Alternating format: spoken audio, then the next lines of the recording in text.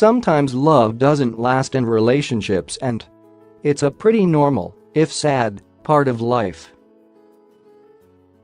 But when you're royal, even the normal parts of your life are examined and debated, sometimes for decades after they happen.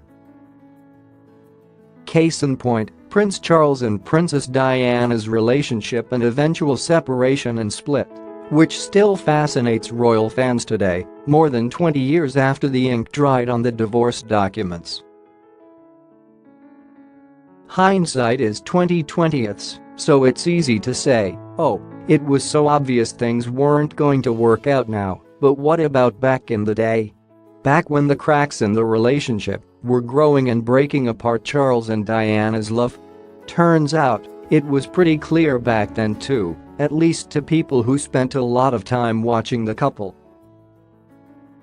Outside of the actual royal family and their aides and bodyguards, the people who probably spend the most time looking at royals are royal photographers who spend their careers documenting the family's lives and travels.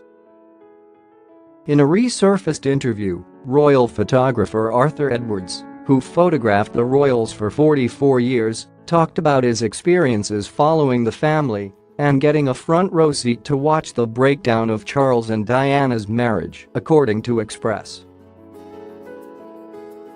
Edwards said he knew during Charles and Diana's final tour to Korea in 1992 that divorce was inevitable, describing them as miserable together and saying that no one was surprised when their plan to divorce was announced a month later.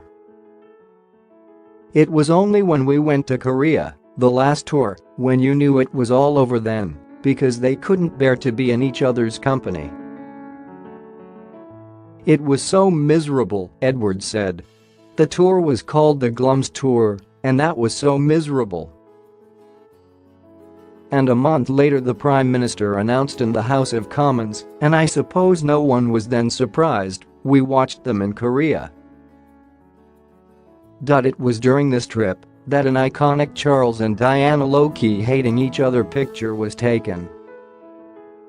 You've probably seen it before. Diana was also snapped looking generally unhappy throughout the trip. So, yeah, it seems accurate that the people taking these pictures could tell there was trouble in paradise.